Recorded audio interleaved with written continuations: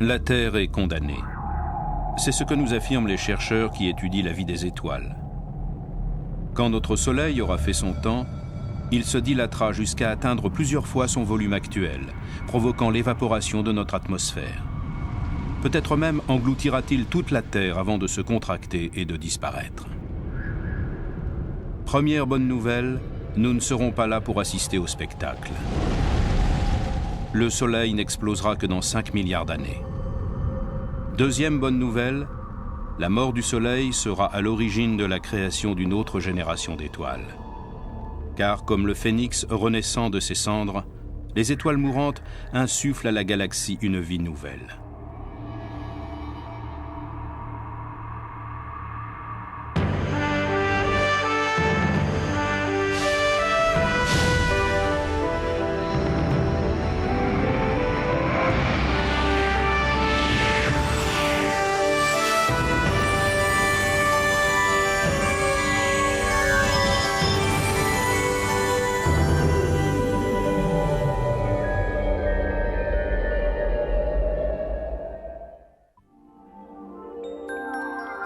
Lorsque, par une nuit étoilée, nous observons le ciel, nous avons le sentiment que les étoiles sont éternelles.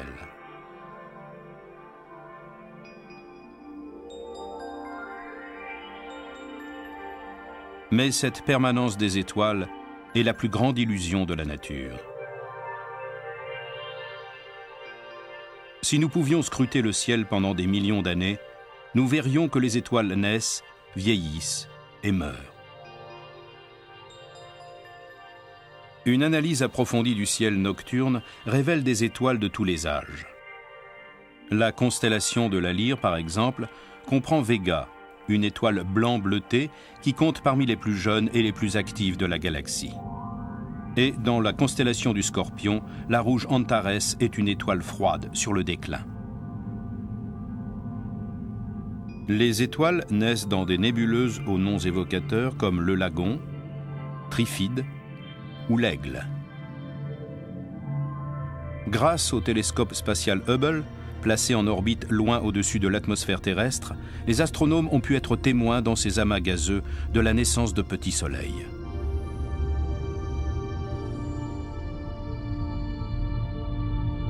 Ils ont également pu étudier des nébuleuses telles que l'Hélice, l'Anneau et l'Esquimau. Ces cercles de fumée céleste sont en fait les derniers soupirs d'étoiles mourantes.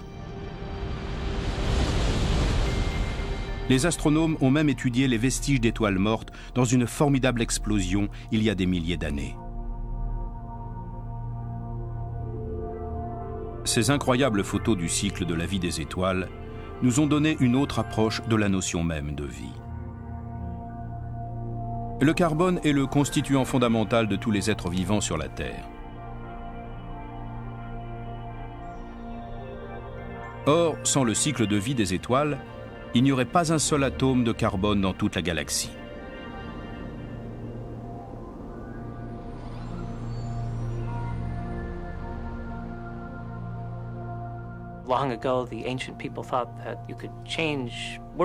Autrefois, les hommes pensaient qu'on pouvait transformer des éléments sans valeur en éléments précieux. Les alchimistes cherchaient ainsi à changer le plomb en or et en argent. Nous savons maintenant que c'est impossible, du moins sur Terre. Mais dans les étoiles, c'est ce qui se produit. Et c'est cette alchimie céleste qui a fabriqué tous les éléments dont nous sommes faits. Le carbone, à la base de toute vie, l'azote qui est dans l'air, l'oxygène que nous respirons, le fer dans notre sang, le calcium dans nos os, tout cela a été créé par les étoiles et l'histoire de la genèse de ces éléments est vraiment passionnante. Commençons par une étoile simple, comme notre Soleil. Le Soleil est une sphère d'hydrogène incandescent, en combat constant contre son champ gravitationnel. Les forces de gravitation qui tendent à faire imploser la sphère du Soleil sont en effet contrecarrées par la pression du rayonnement de son cœur chaud.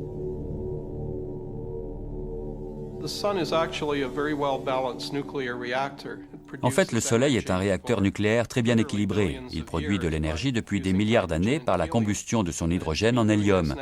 Et il fait ça depuis près de 4,5 milliards d'années, tout en restant pratiquement stable.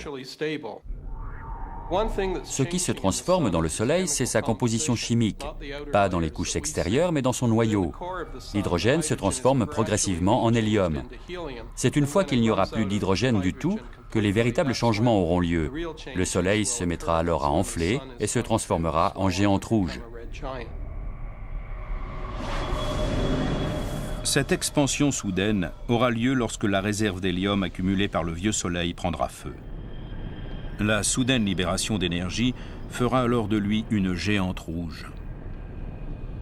Mais cette gigantesque étoile en manque de combustible n'aura qu'une courte durée de vie.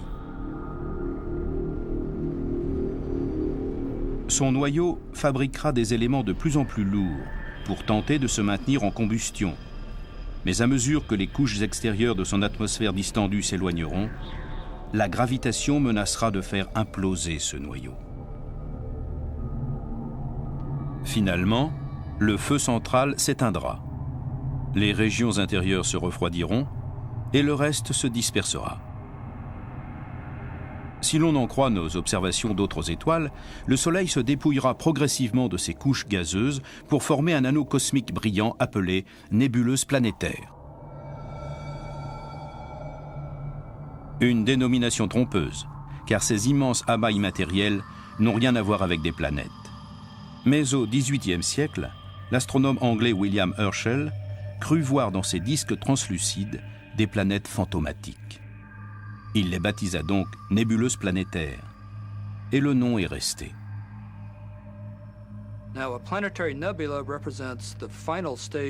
Une nébuleuse planétaire représente le dernier stade de l'évolution d'une étoile comme le Soleil. Nous pensons que d'ici 5 milliards d'années, le Soleil aura épuisé son carburant nucléaire.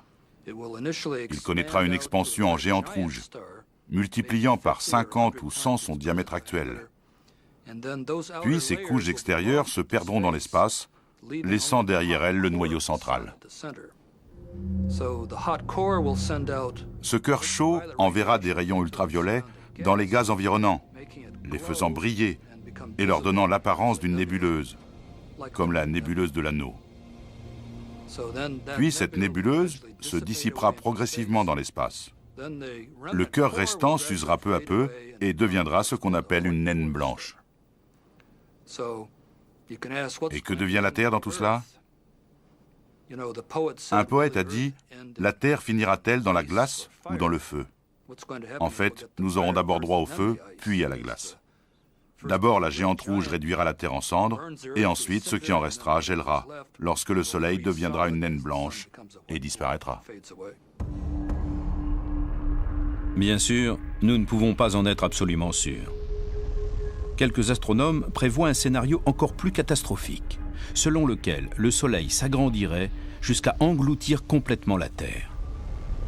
Celle-ci serait alors aspirée vers l'intérieur du Soleil et désintégrée avant d'atteindre son noyau. Le Soleil, quant à lui, finira non pas dans un grand bang, mais dans un murmure. Il n'explosera pas en supernova à la manière des étoiles plus volumineuses. Les supernovas projettent leurs débris dans l'espace, fournissant ainsi la matière première nécessaire à l'élaboration de nouvelles étoiles et planètes. Quand notre Soleil se changera en nébuleuse planétaire, lui aussi dispersera ses composants, mais la transition se fera de manière moins brutale.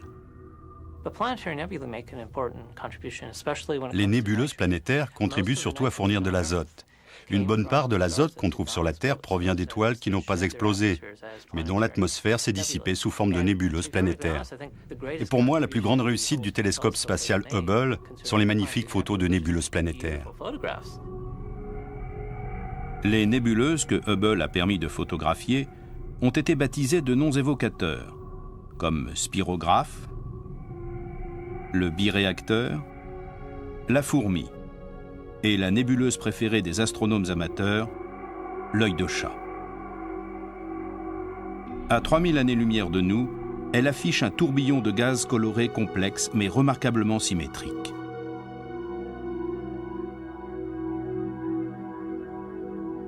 Ce sont des photos comme celle-ci, prises par Hubble, qui ont obligé les astronomes à revoir leur théorie sur la formation des nébuleuses planétaires. On dirait un arroseur automatique quand elle tourne et projette de la matière dans différentes directions.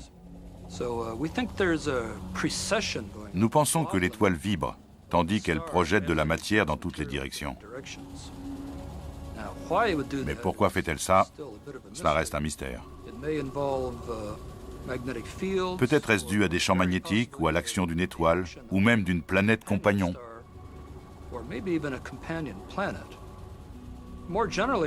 Plus généralement, nous découvrons que presque toutes les nébuleuses planétaires ne sont pas rondes, comme nous le pensions, mais allongées. Même la fameuse nébuleuse de l'Anneau, qui à première vue semble ronde, a probablement en fait une structure cylindrique ou en forme de tonneau. Elle ne semblerait donc ronde que de notre point de vue et aurait un aspect beaucoup plus allongé sous un autre angle.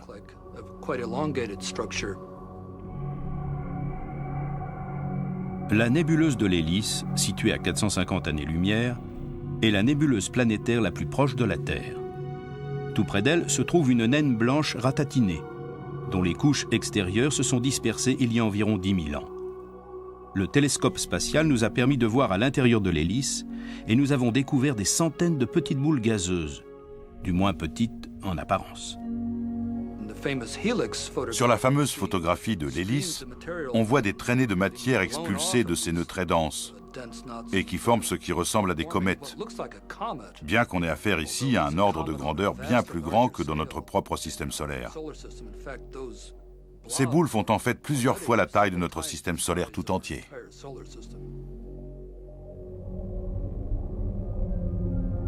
De gigantesques nébuleuses, une population extrêmement diversifiée d'étoiles, d'innombrables planètes, toutes ces merveilles font partie d'une cité d'étoiles nommée la galaxie de la Voie lactée. Tout comme une ville, cette cité change d'aspect au fil du temps. Et bien qu'elle semble assez statique, il s'y passe énormément de choses.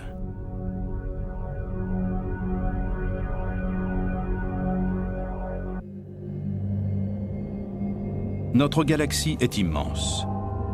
Une fusée se déplaçant à la vitesse de la lumière, la vitesse limite de la galaxie, mettrait environ 100 000 ans pour la traverser. Ici vivent quelques centaines de milliards d'étoiles. Notre Soleil et son cortège de planètes résident dans une banlieue plutôt éloignée du centre-ville, une zone assez étendue et tranquille, comme le sont la plupart des régions périphériques de la galaxie.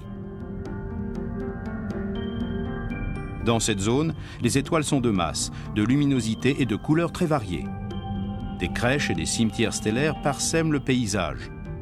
Du moins, le supposons-nous.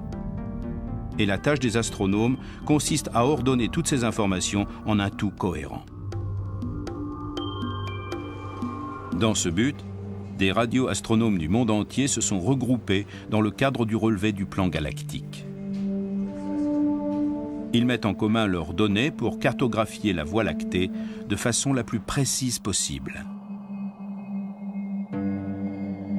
Cette entreprise a commencé au milieu des années 90 à l'Observatoire national de recherche radioastronomique situé près de Penticton, en Colombie-Britannique.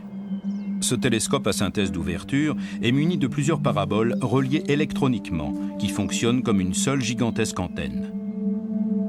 Il scrute la Voie lactée à la recherche d'ondes radio émises par les atomes d'hydrogène, l'élément le plus abondant de la galaxie.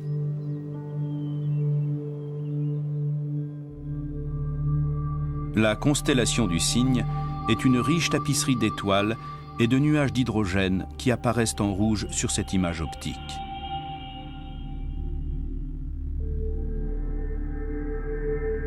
Mais grâce aux techniques d'observation radio et aux satellites, on peut désormais déceler des objets difficiles ou impossibles à détecter de façon optique. Dans cette région de la Voie lactée, des étoiles géantes naissent et meurent et les résidus de plusieurs explosions stellaires sont visibles.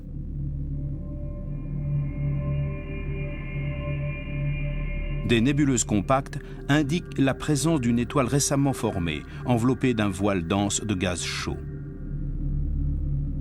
Des vents stellaires provenant d'autres jeunes étoiles, et probablement aussi d'explosions anciennes, ont modelé des nuages de gaz et de poussière en longs filaments courbes.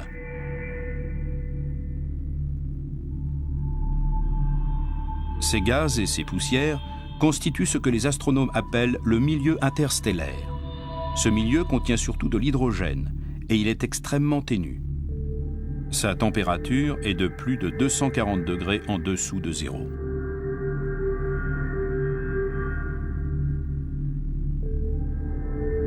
Par endroits, le milieu interstellaire se concentre en nuages moléculaires denses, amas concentrés de gaz et de poussière. C'est là que se forment les étoiles.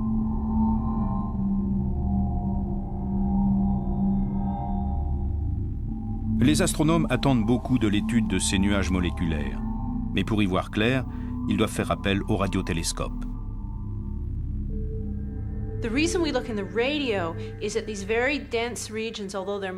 Nous utilisons des radiotélescopes parce que dans ces régions très denses, composées majoritairement de gaz, il y a environ 1% de grains de poussière extrêmement fins qui interceptent la lumière, l'absorbent et la dispersent. Donc si on observe une de ces régions à l'aide d'un télescope optique, on voit un amas d'étoiles tout autour. Mais la zone qui nous intéresse est toute noire. On ne peut rien voir. On dirait une zone absolument vide. Mais dès qu'on fait appel aux ondes radio, c'est l'inverse. Les ondes radio pénètrent à l'intérieur de ces zones de fine poussière, ce qui permet aux radiotélescopes d'enregistrer ce qu'elles contiennent. Ces nuages glacés étant de puissants émetteurs d'ondes radio, leur structure peut être analysée en détail. Et les systèmes stellaires en formation dans ces nuages produisent eux aussi des ondes radio.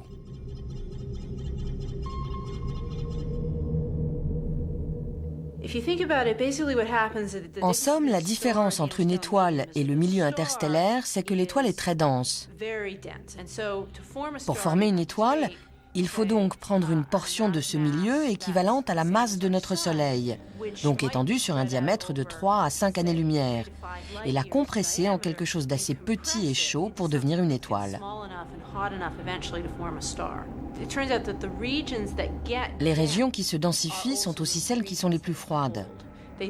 Elles finissent par se réchauffer quand il y a formation d'une étoile, mais au début, lors de la phase où les matières convergent vers le centre, elles sont extrêmement froides.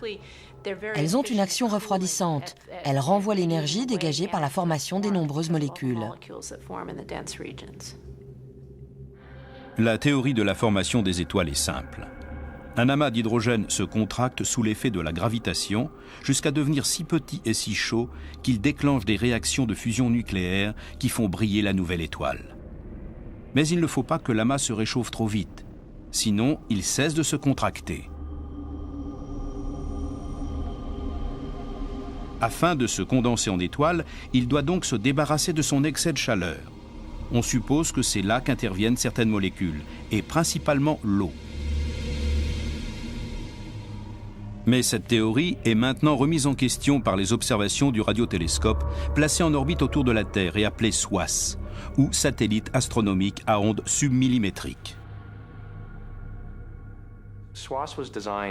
Le SOAS a été conçu principalement pour déceler dans les zones de formation d'étoiles des molécules spécifiques qui sont essentielles pour comprendre le processus de création d'une étoile. L'une de ces molécules est l'eau et l'autre l'oxygène moléculaire. Les molécules d'eau émettent des ondes radio que les antennes des satellites sont en mesure de capter. Et ces ondes, en ôtant de l'énergie à la nébuleuse, servent à la refroidir. S'il contient assez d'eau, un nuage interstellaire pourra ainsi rester froid assez longtemps pour se condenser en un amas d'étoiles. L'équipe du SOAS est donc partie à la recherche d'eau dans l'espace. Elle en a rapporté de bonnes et de mauvaises nouvelles. Nous avons découvert qu'il y avait de l'eau absolument partout dans la galaxie et nous avons examiné de nombreuses régions. Mais elle est bien moins abondante que ce que nous pensions, environ 100 à 1000 fois moins que ce que nos modèles nous laissaient supposer.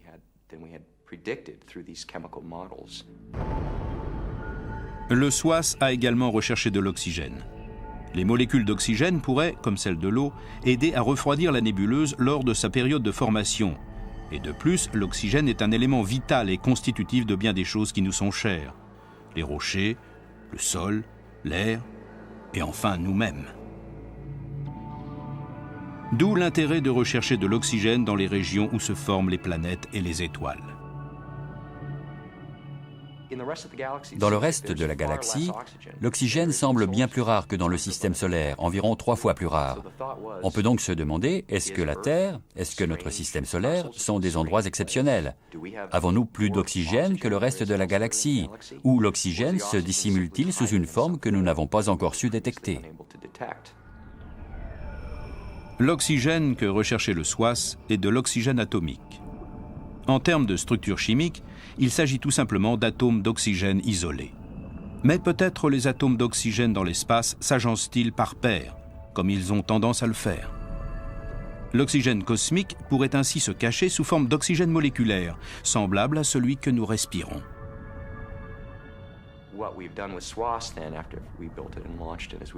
Après avoir mis le SWAS sur orbite, nous avons examiné plusieurs régions, mais n'avons jamais trouvé d'oxygène moléculaire nulle part, après des centaines d'heures d'observation de zones précises du ciel. Ce télescope nous permet d'avoir un signal d'une pureté sans précédent, et nous n'avons trouvé d'oxygène moléculaire nulle part. La question demeure donc, la Terre fait-elle figure d'exception, et y a-t-il très peu d'oxygène dans le reste de la galaxie? Ou l'oxygène se cache-t-il dans un endroit inconnu, ou sous une forme que nous ne savons pas déceler? Le mystère reste donc entier, et nous travaillons à le résoudre. Depuis cette interview, l'équipe du SWAS a découvert quelques systèmes stellaires où l'eau semble exister en abondance. Mais on ignore toujours pourquoi les ressources d'eau varient selon les systèmes et pourquoi il y a des variations tout court. Oxygène, hydrogène, carbone, fer, azote. Le milieu interstellaire contient tous ces éléments et d'autres encore, en diverses quantités. Tous viennent de l'intérieur d'étoiles et serviront à en créer de nouvelles. Comment fonctionne cette machine à recycler galactique? La réponse est dans le feu d'artifice le plus spectaculaire de la nature, l'explosion d'une supernova.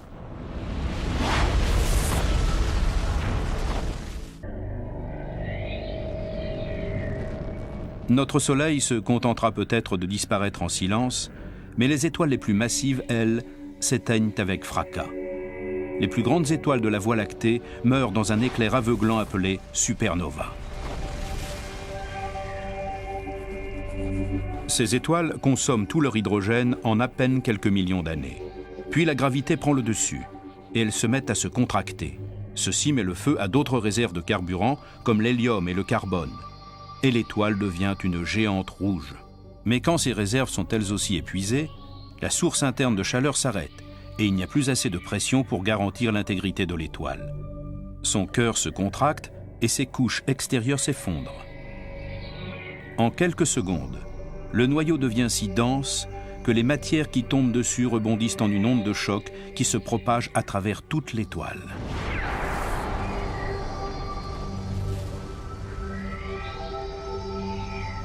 Lorsque l'onde atteint la surface de l'étoile, celle-ci explose en un feu d'artifice cosmique. La lumière de la supernova devient alors plus forte que les lumières de toutes les étoiles de sa galaxie réunies. Nous avons pu observer ce phénomène sur des supernovas situées dans des galaxies éloignées de plusieurs millions d'années-lumière. Lors de l'explosion d'une supernova, la gravitation réduit le noyau de l'étoile à une boule incroyablement dense, appelée étoile à neutrons. Les neutrons sont des particules subatomiques qui, avec les protons, forment le noyau d'un atome. Une étoile à neutrons atteint un volume tellement compact que toutes les particules subatomiques qui s'y trouvent se transforment en neutrons. La gravité a réduit l'étoile à sa plus petite taille possible, en la convertissant en énorme noyau atomique.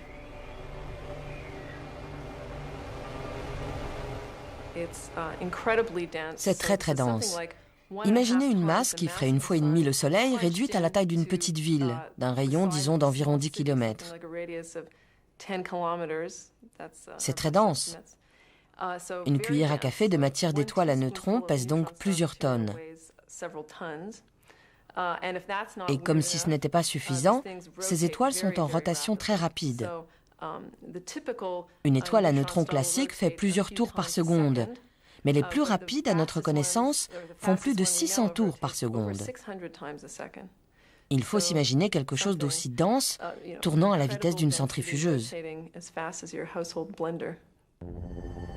Certaines étoiles à neutrons semblent présenter des taches brillantes sur leur surface. Leur rotation fait apparaître ces points plusieurs fois par seconde, donnant l'impression de clignotement ou de pulsation, qui font qu'on appelle ces étoiles à neutrons des pulsars. Le plus jeune et le plus étudié des pulsars que nous ayons découverts est enveloppé dans un nuage de débris tourbillonnant appelé la nébuleuse du Crab.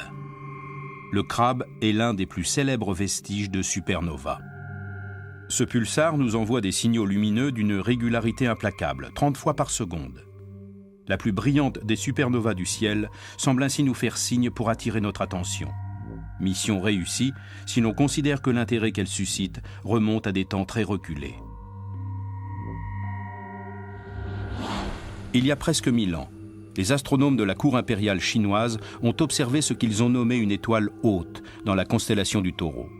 C'était en l'an 1054 de notre calendrier, et la supernova était si brillante qu'elle a été visible en plein jour pendant 3 semaines. Et il a fallu près d'1 an avant qu'elle ne disparaisse du ciel nocturne. Des siècles plus tard, des astronomes ont mesuré ce pulsar grâce à leur télescope. On a ainsi découvert que le Crab s'accroissait au rythme de plus de 1500 km par seconde et qu'il faisait plusieurs milliers de fois la taille de notre système solaire. Bien que la nébuleuse du Crab soit très éloignée selon des critères terrestres, elle est à environ 6500 années-lumière. Elle se transforme si rapidement que nous pouvons la voir changer au fil du temps, surtout grâce au télescope Hubble. Quand on la regarde à plusieurs temps t successifs, on constate qu'elle a changé d'aspect.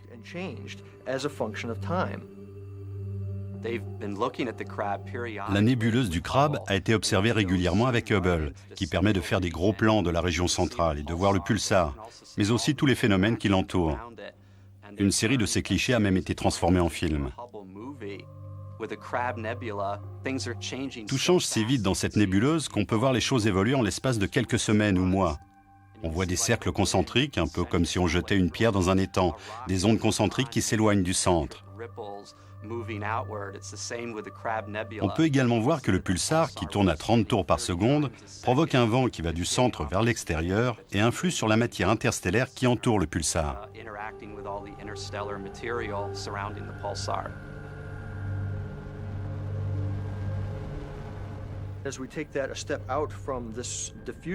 Lorsqu'on s'éloigne un peu de cette nébuleuse, on observe les interactions du rayonnement synchrotron qui entoure le pulsar avec les débris de l'explosion.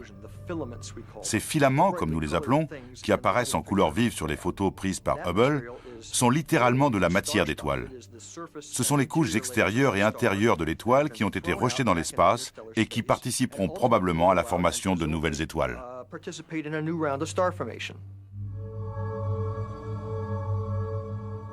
Mais toutes les grandes étoiles ne finissent pas en étoiles à neutrons. Les plus gigantesques connaissent un sort plus étrange encore. Lorsqu'une étoile immense devient une supernova, les couches extérieures sont expulsées, mais le noyau, lui, implose complètement.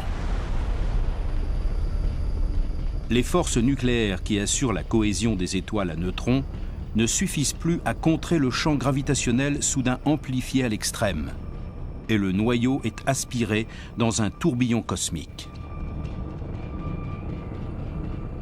Il se réduit à un point et disparaît, faisant un trou dans l'espace-temps et ne laissant derrière lui que son champ gravitationnel.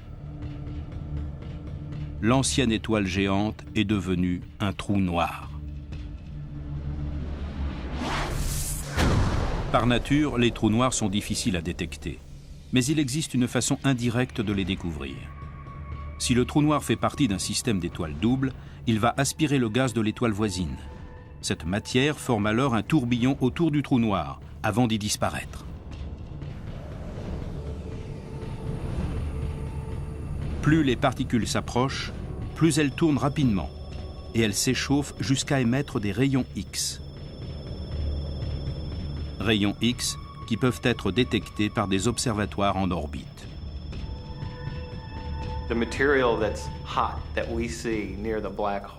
La matière chaude que l'on voit près du trou noir émet ses dernières radiations. Elle est tout près du bord du trou noir, et bientôt elle sera perdue à jamais pour l'univers. Quand cette matière tombe dans le trou noir, elle ne peut plus émettre de radiation qu'on puisse détecter. La gravitation dans le trou noir est telle que même la lumière d'un gaz très chaud, ou d'atomes et de molécules très chauds qui sont au fond du trou noir, ne pourra jamais s'en échapper. Il n'y a aucune façon pour nous de détecter quelque chose qui est tombé dans un trou noir. En d'autres termes, toute information concernant cette matière est perdue. Et bien qu'elle se trouve certainement encore dans l'univers, nous n'avons aucun moyen de la retrouver. Elle est donc perdue à jamais. De même que la disparition des plus grandes étoiles, la naissance d'un trou noir est un phénomène qui s'accompagne d'une certaine production de déchets. De grandes quantités de matière sont rejetées dans l'espace, où elles contribueront à la naissance d'une nouvelle génération de soleils. Notre région de la Voie lactée est ainsi pleine de matière stellaire recyclée. Le Soleil en est un bon exemple, ainsi que les planètes, ou nous-mêmes. Mais le processus de formation d'une étoile n'est pas simple, et les résultats ne sont pas garantis.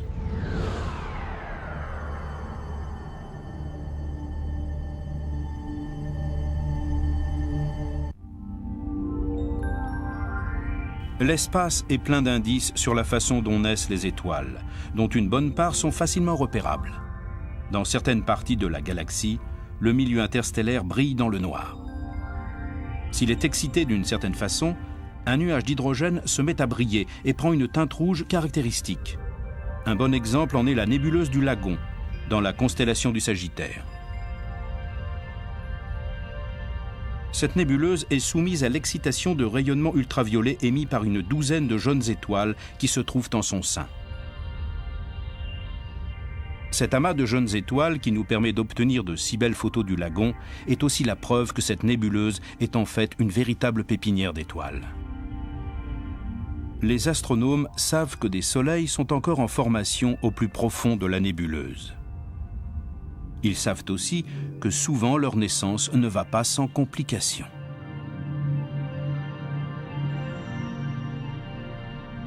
Les milieux étranges qui abritent les jeunes étoiles peuvent être observés dans la constellation d'Orion.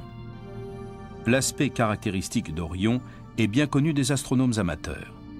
Sa ceinture de 3 étoiles brillantes est facilement repérable à l'œil nu.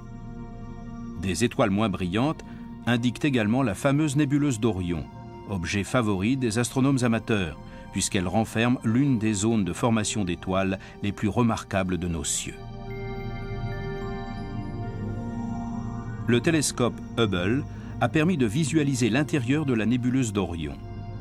En plus des jeunes étoiles qui font briller la nébuleuse, il a mis en évidence des proto-étoiles embryonnaires enveloppées de cocons de poussière. Les chercheurs se demandent si des étoiles et des planètes naîtront de cet amas de poussière et de gaz. L'astronome canadien Doug Johnston a analysé les photos de Hubble pour y découvrir des traces de naissance d'étoiles.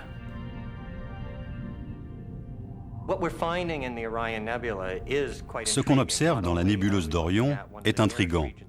Il s'agit non seulement d'une des zones de formation les plus proches de nous, mais aussi de la zone où se forment les étoiles les plus diverses pour ce qui est de la masse. C'est un fait unique, dans le sens où les étoiles à forte masse produisent tellement d'énergie qu'elles influent sur l'environnement des étoiles plus jeunes. Si vous observez une des belles photos de la région du trapèze d'Orion, vous voyez 4 étoiles formant un trapèze au milieu d'une nébuleuse de gaz brillant. Cette nébuleuse est en fait du gaz réchauffé par ces 4 étoiles. Ces étoiles dégagent énormément d'énergie et réchauffent toute la matière qui les entoure. A priori, les étoiles n'ont pas de queue. Mais si vous regardez tout autour du trapèze, vous voyez de petits objets qui ressemblent à des comètes. Ce qui se passe en fait, c'est que les jeunes étoiles sont entourées de disques de matière qui sont chauffés par les étoiles massives. En se dégageant du disque, la matière se met à briller, comme une comète. Et le vent émis par les étoiles massives repousse cette matière et lui donne l'aspect d'une queue de comète. Ceci se passe à l'échelle de notre système solaire, ce qui renforce l'idée que ces disques que nous observons autour des étoiles font la même taille que notre système solaire et constituent le lien entre le processus de formation des étoiles et celui des planètes.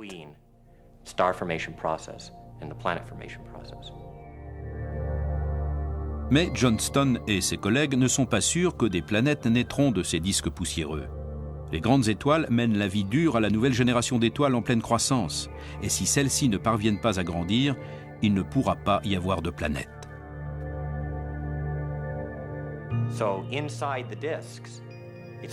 À l'intérieur des disques, il n'est pas certain qu'on aille jusqu'à la formation des planètes.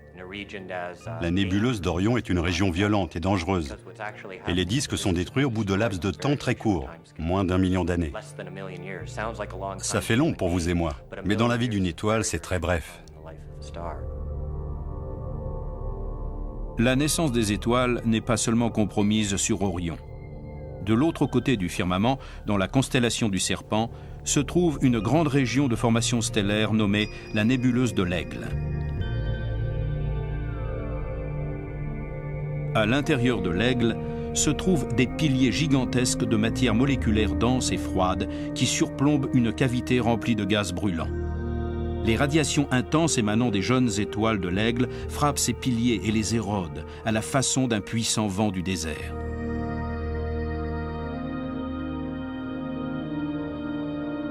Quand l'astronome Jeff Hester a analysé les photos prises par Hubble, il a remarqué autre chose.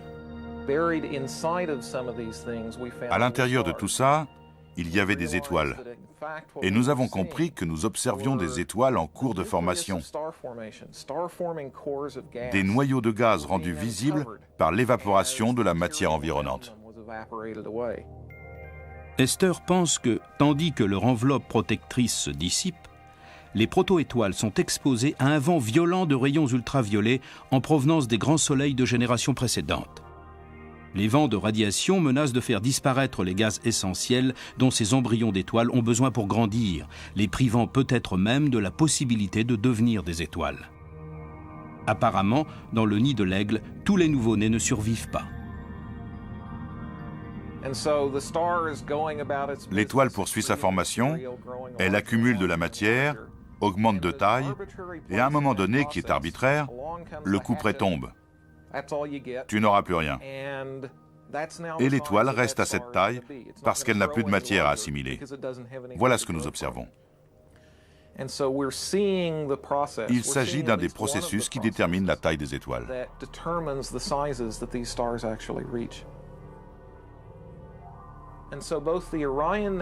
La nébuleuse d'Orion et celle de l'Aigle sont un peu comme un fusil qui fume encore. Et ce fusil qui fume encore, c'est l'effet qu'ont les étoiles massives chaudes sur leur environnement et sur la formation d'étoiles.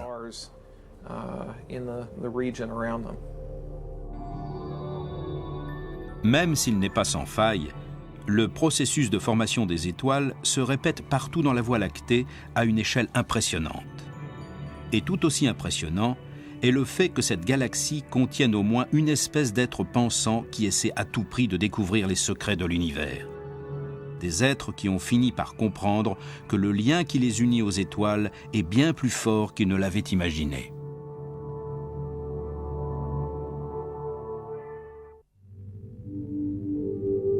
Toutes nos enquêtes et analyses approfondies de la Voie lactée nous ont appris au moins une chose: tout est en relation.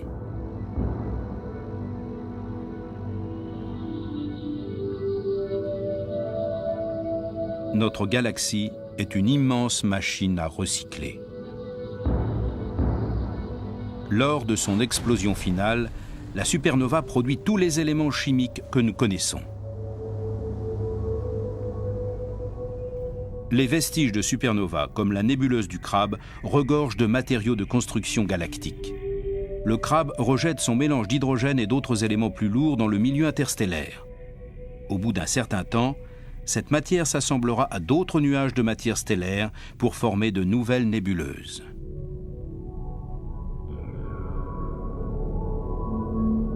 Notre Soleil, ses planètes et bien sûr notre Terre ont été créés au sein d'une nébuleuse dont les composants provenaient d'étoiles mortes.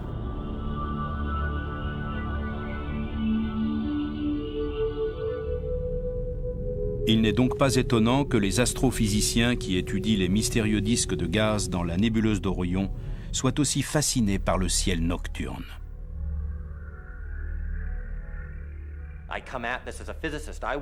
En tant que chercheur, j'ai le désir de comprendre. Voilà pourquoi ce qui m'intéresse principalement, c'est comment la matière se dégage-t-elle de ces disques. C'est un problème de physique. Mais quand je suis dans ma résidence secondaire en Ontario et que je m'allonge dans une barque pour regarder les étoiles comme je le faisais déjà tout petit, je ne m'occupe plus de physique. Je regarde la beauté du spectacle. Pour d'autres astronomes, cette beauté est davantage conceptuelle que visuelle. Le simple fait que nous puissions comprendre un phénomène comme celui de la formation des étoiles est en soi une source d'émerveillement. Comment les étoiles se forment-elles à l'autre bout de la galaxie? À partir d'une information qui nous parvient de l'immensité de l'espace, juste en regardant une étoile, on peut dire de quoi est faite cette étoile, alors qu'elle se trouve à l'opposé de la galaxie.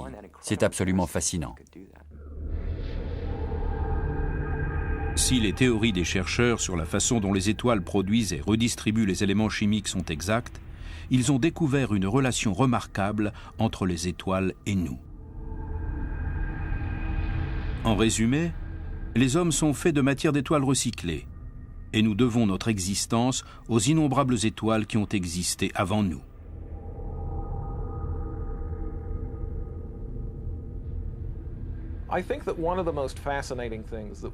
Parmi tout ce que nous avons appris en matière d'astronomie au cours des dernières décennies, le plus fascinant concerne notre relation à l'univers et sur le fait que nous en sommes le produit. Au départ, nous regardons le ciel et nous voyons des choses spectaculaires. Des quasars éloignés, la nébuleuse de l'Aigle, des galaxies. Nous apprenons énormément de choses. Mais en fin de compte, c'est vers nous-mêmes que nous regardons. Et nous percevons d'une manière différente qui nous sommes, d'où nous venons et quelle est notre relation avec tout ce qui nous entoure. Nous en savons assez à présent pour dire qu'au début de l'univers, il y avait de l'hydrogène, de l'hélium, des traces de lithium, et c'est à peu près tout. Mais vous et moi, nous ne sommes pas faits d'hydrogène, d'hélium et de lithium, mais de carbone, d'azote, d'oxygène et de phosphore. Et nous sommes sur une planète qui a un noyau en fer-nickel entouré de silicates. D'où viennent donc les autres éléments ? La réponse est qu'ils ont été produits à l'intérieur d'étoiles. Les étoiles obtiennent leur énergie en prenant des éléments légers qu'elles transforment en éléments plus lourds au cours d'un processus continu. Mais quel rapport peut-il bien y avoir avec nous ? Nous ne sommes pas à l'intérieur d'une étoile. Eh bien, vers la fin de leur vie, les étoiles rejettent cette matière, la projettent par des vents violents dans des nébuleuses planétaires et deviennent des supernovas. Et toute cette pollution chimique, comme on devrait l'appeler, l'héritage chimique de ces étoiles est rendu à l'espace interstellaire. Et quand notre Soleil, quand notre Terre se sont formés, il y avait tout autour des éléments plus lourds qui ont permis des combinaisons chimiques intéressantes, comme celles qui ont donné la vie, par exemple.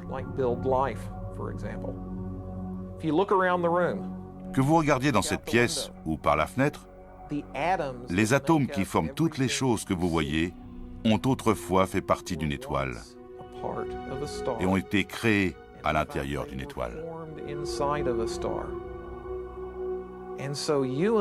Vous et moi faisons partie de ce processus. Nous sommes le produit final de l'évolution chimique de la galaxie. Il ne s'agit donc pas de quelque chose d'éloigné, de lointain, de distant, mais de quelque chose qui est inextricablement lié à notre existence. Et c'est peut-être ce que l'astronomie a de plus fascinant aujourd'hui.